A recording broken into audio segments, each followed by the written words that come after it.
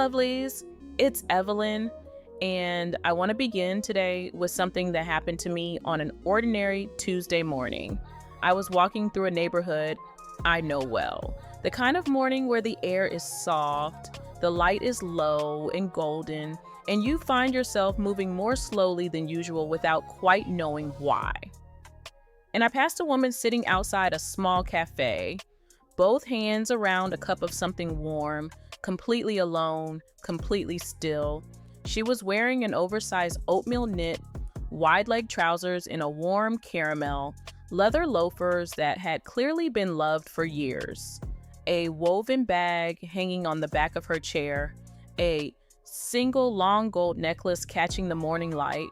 Nothing dramatic, nothing extraordinary. And yet, I couldn't stop looking at her. She radiated something I've spent years trying to name precisely. Not just elegance, something warmer and more specific than that. A quality of being completely, unhurriedly at home in herself. As though her clothing and her contentment were one continuous thing. That quality has a name, and it comes from a part of the world that has been teaching this lesson for centuries. Hygge, pronounced Hygge, is a Danish concept that involves taking time away from the daily pace to enjoy simpler things, to feel at ease with people you care about, or even by yourself. You can see how this connects naturally to the concept of a slow, intentional lifestyle. As author Louisa Thompson Britz describes it, Hygge is about having less, enjoying more. The Danish tend to keep their wardrobe simple, based on neutrals like black, navy, charcoal, and tan, with pops of color for personality. A cohesive wardrobe means that a small number of pieces can mix and match to create a larger number of outfits. Hygge is minimalist, having less, enjoying more, in a fashion world that has spent years telling women the opposite, that more is always better, that a new piece will solve the problem, that the next trend will finally create the feeling they're looking for. This philosophy lands like a quiet revolution. And here's what makes this moment in fashion particularly significant. The principles of Hygge aren't just a lifestyle philosophy anymore. They're becoming the organizing logic behind the most sophisticated wardrobes of 2026. Hygge fashion is about creating a sense of comfort, warmth, and well-being through what you wear. Not as a compromise of style, but as its highest expression. Today, 7 Hygge style rules that are quietly redefining elegance for women over 50 and 60. 7 principles that will not ask you to buy a new wardrobe, that will not ask you to follow a trend, that will simply ask you to look at what you already own through completely different eyes, and stay until the final rule. Because it's the reason that woman at the cafe radiated what she did.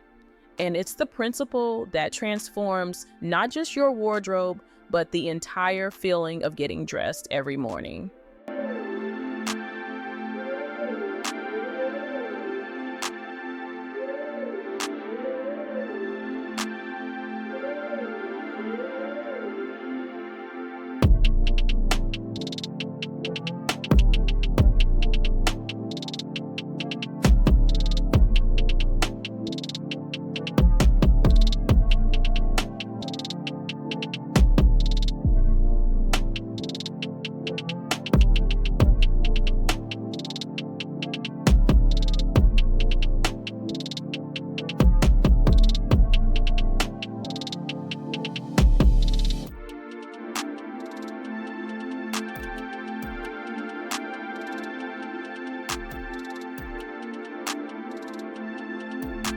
Rule number 1, build on fewer, better pieces.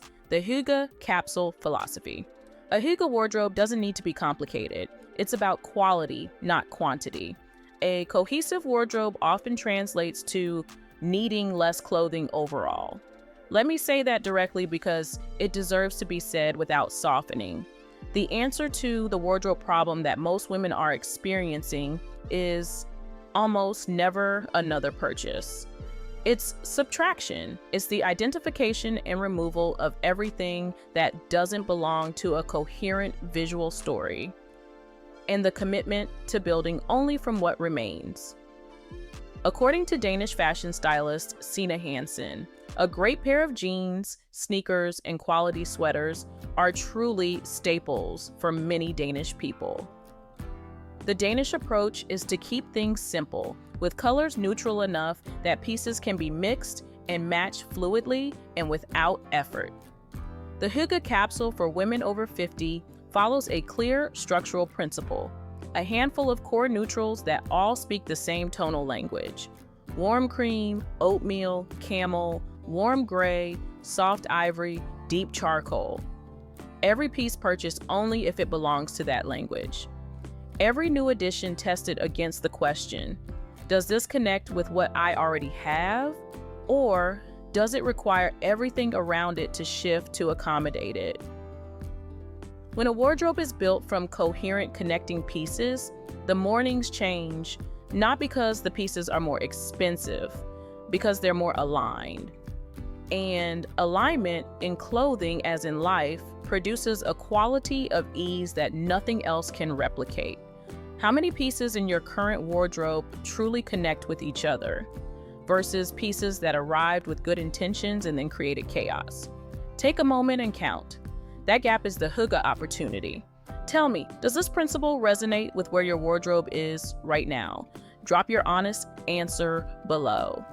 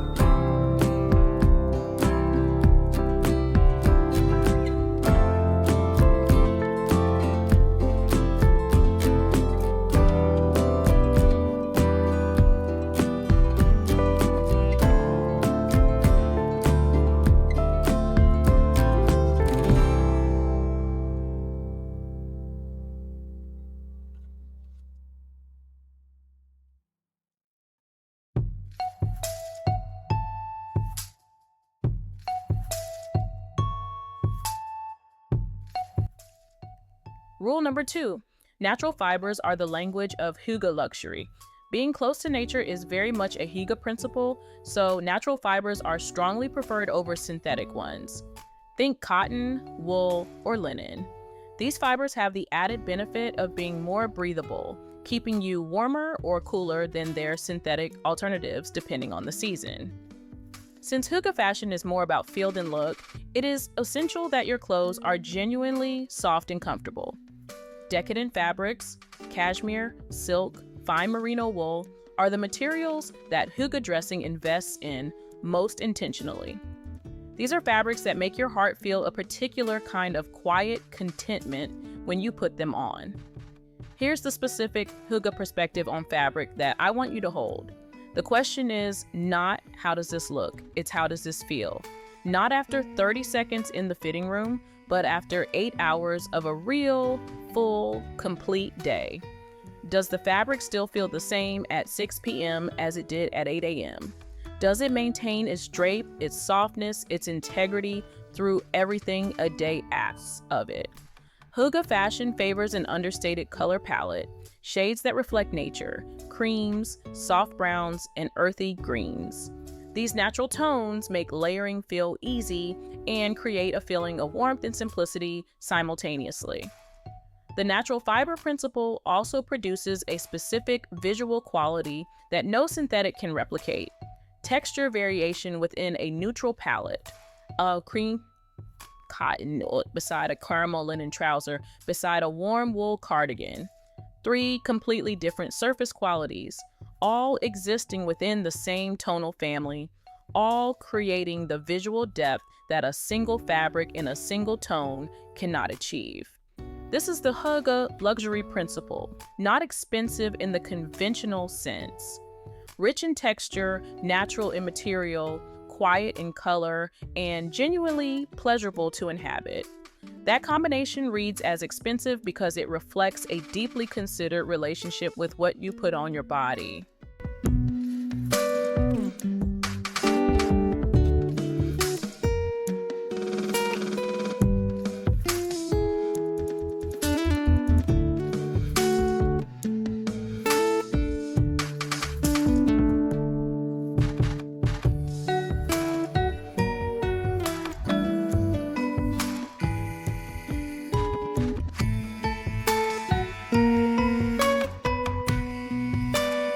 Rule number 3, the neutral palette as the architecture of contentment.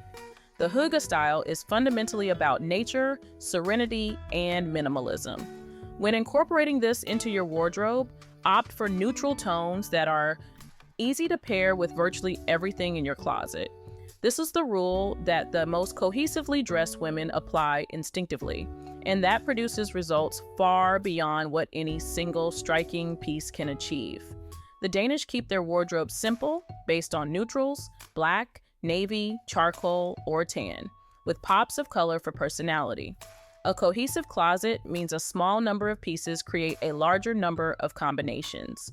The Hygge neutral palette for women over 50 has a specific warmth to it that distinguishes it from generic minimalism. It draws from the natural world rather than the architectural one.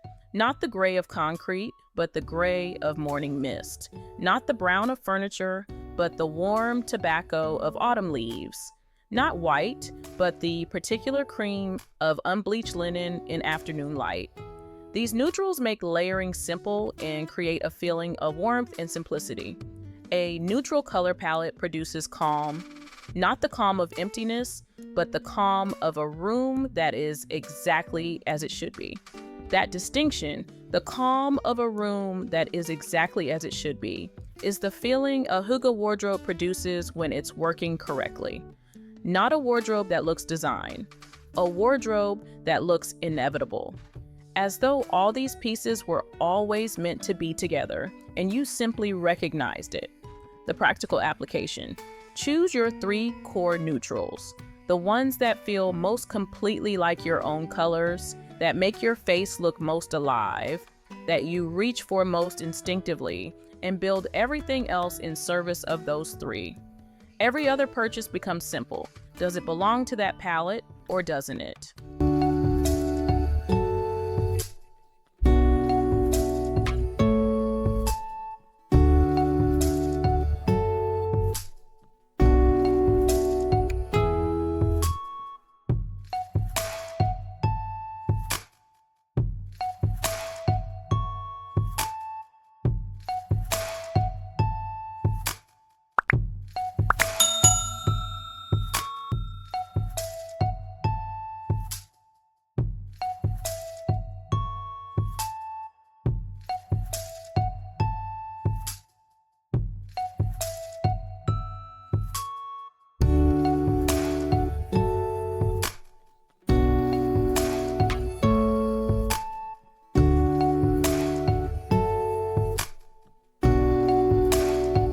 Rule number 4, layering as a daily ritual, not a styling choice.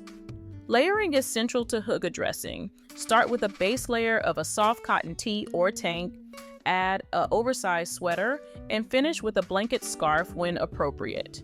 Using a neutral color palette for all layers makes it easy to add or remove pieces as the day changes, whether you're in the first layer or the fourth. Hygge layering is different from the fashion layering we've explored in previous videos, and the distinction matters. Fashion layering is compositional. You layer to create visual interest, proportion contrast, or architectural effect. Hygge layering is experiential. You layer to create adaptability, warmth, and the feeling of being genuinely prepared for whatever the day brings. The visual sophistication is a byproduct of that intention rather than the primary goal. A soft caramel or oatmeal long-line cardigan layered over a simple black tee and straight leg jeans in charcoal creates a grounded, composed look. The kind that carries you through both crisp mornings and warm afternoons without a single self-conscious adjustment. The specific Hygge layering formula that produces the most consistently refined results. A fine gauge knit in a core neutral as the foundation. Over it, a relaxed open front cardigan or structured overshirt in a complementary tone. And over that, one outerwear piece, a longline coat, a well-cut trench, a structured wool blazer that provides both warmth and visual authority from the outside in. 3 layers, all in the same tonal family, all removable independently as the day shifts. The outfit moves with you through a complete day without ever requiring your attention, which is perhaps the most sophisticated quality any wardrobe can offer. Tell me, are you naturally a layerer, or does the idea of multiple pieces feel like more rather than less? I'd love to know.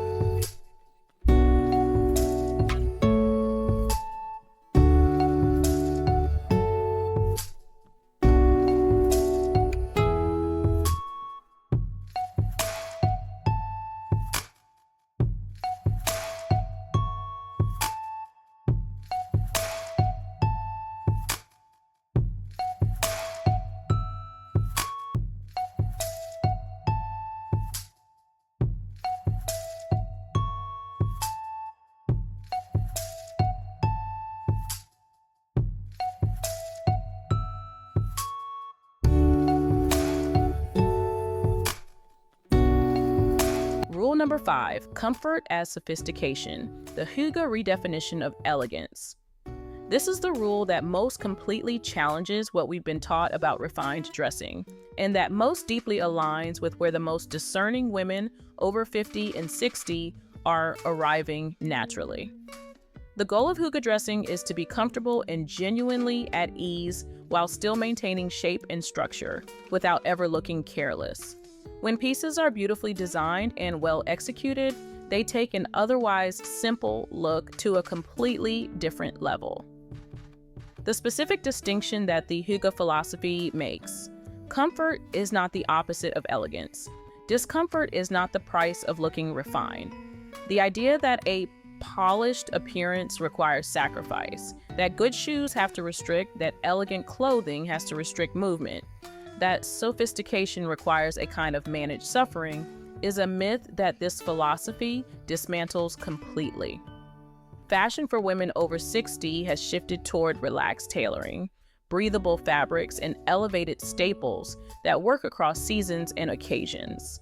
The runways are celebrating mature women like never before, with designers from Chanel to Miu Miu casting models in their 60s and beyond, creating looks built around comfort, structure, and that quiet sophistication only experience can bring. The Hygge redefinition of elegance: an outfit that looks plushed and feels completely, genuinely good to inhabit. Not an outfit that looks polished despite being uncomfortable. Not an outfit that feels comfortable but looks undone. An outfit where the two qualities are the same quality, where the ease is visible in the way you carry yourself, and the elegance is a natural consequence of that ease. When your clothing genuinely serves your body and your life, rather than performing a version of sophistication at your own expense, the difference is immediately visible to everyone in the room. Because confidence, real, embodied, completely settled confidence, is the most luxurious thing a woman can wear.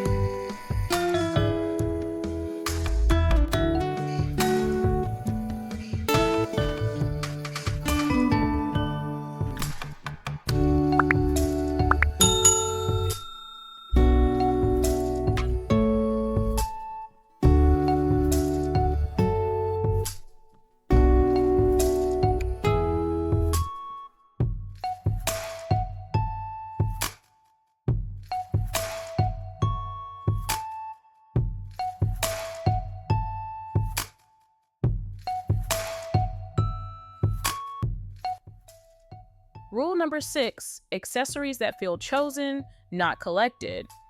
Hygge doesn't end at clothing, it extends to accessories. The smallest addition to your outfit can add a genuine sense of warmth and completion. The key is choosing accessories that feel personally meaningful rather than trend-driven. This rule addresses something I see consistently in the wardrobes of women who are building toward Hygge dressing but haven't quite arrived. They've embraced the neutral palette, the natural fabrics, the layering philosophy, and then they add 5 accessories that belong to a completely different conversation. We can bring caring and connection into our wardrobes by choosing jewelry and accessories that carry personal meaning. Pieces handed down through family, made by artisans, or chosen because they tell a specific story rather than because they appeared in this season's trend report. The Hygge accessory principle has 2 dimensions. The first is restraint. One meaningful piece does more than 3 decorative ones. A single long line gold necklace that catches the light against a cream knit. A scarf in a warm botanical print that you've owned for years and that ties easily in 3 different ways. A leather bag with the particular quality of something that has been genuinely used, that has developed the character of a life well lived. The second dimension is warmth. Every accessory in a Hygge wardrobe should introduce either physical warmth, visual warmth, or emotional warmth. A blanket scarf provides all 3 simultaneously. A piece of jewelry from someone you love provides the third kind most completely. A warm tone leather bag provides the second. Accessories that are mood boosting, that make you feel a particular kind of quietly satisfied when you look down at them during the day, are entirely consistent with Hygge values.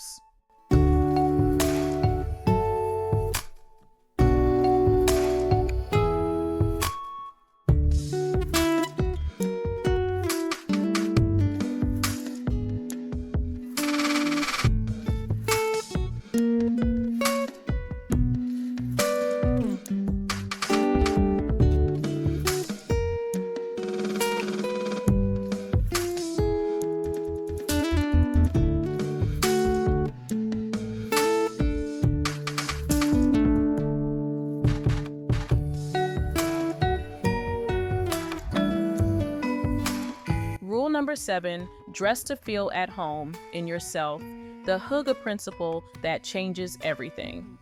And here it is, the final rule, the one I promised from the beginning, the one that explains what the woman at the cafe was radiating, and that transforms not just your wardrobe, but the entire experience of getting dressed every single morning for the rest of your life.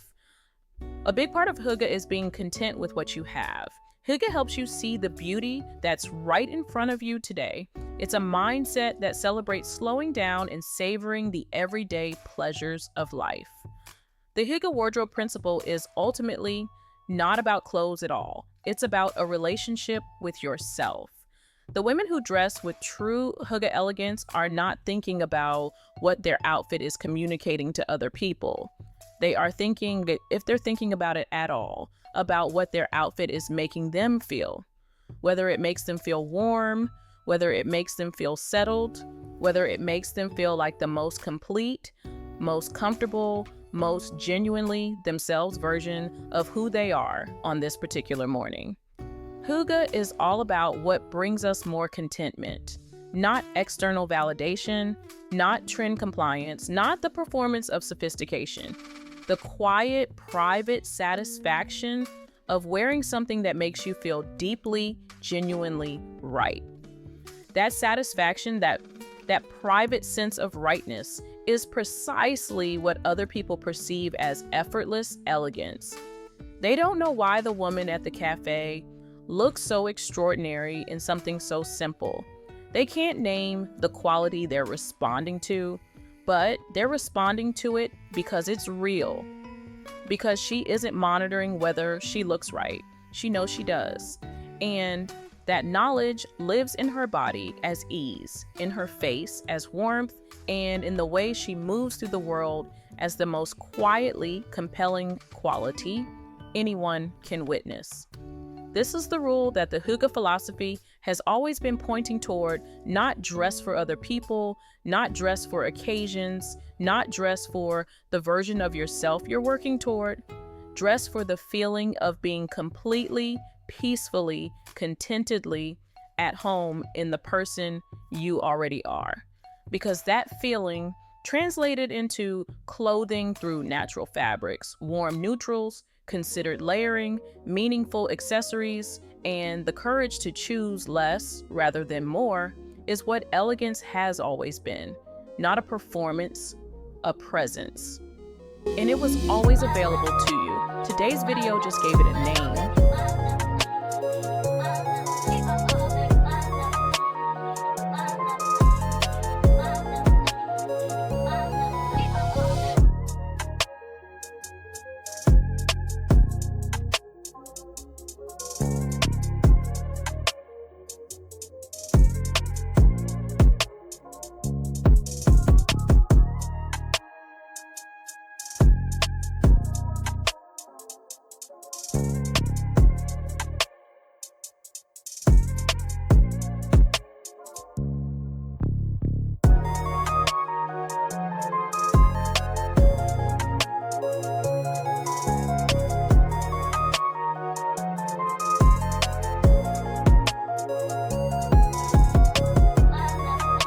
7 rules. 1 governing philosophy: having less, enjoying more. Hygge fashion is about creating a sense of comfort, warmth, and well-being through what you wear. It's about slowing down, savoring the moment, and feeling at home in your surroundings. And your clothing should reflect that same spirit. Your clothing should reflect that spirit. Not perform it, not imitate it. Reflect it, because it's already present in you, in your values, in the particular way you've learned over decades to understand what genuinely serves your life. The Hygge wardrobe isn't something you build toward. It's something you uncover, piece by intentional piece, as you remove everything that doesn't belong and allow what remains to finally, quietly, perfectly speak. Now tell me, gorgeous, which of these 7 Hygge style rules is the one that resonated most deeply with you today? Is it finally embracing the philosophy of fewer, better pieces? Committing to natural fibers as the foundation of your fabric choices? Building everything around a warm, coherent, neutral palette? Rediscovering layering as a daily ritual rather than a styling decision? Accepting comfort and sophistication as one continuous quality? Choosing accessories for meaning rather than trend? Or the 7th and most transformative rule: dressing to feel genuinely, peacefully, completely at home in yourself? Drop your answer in the comments and tell me whether you've already been living a Hygge wardrobe philosophy without quite knowing what to call it. I read every single message in this community, and your reflections on this topic will be some of the most beautiful ones I've ever received.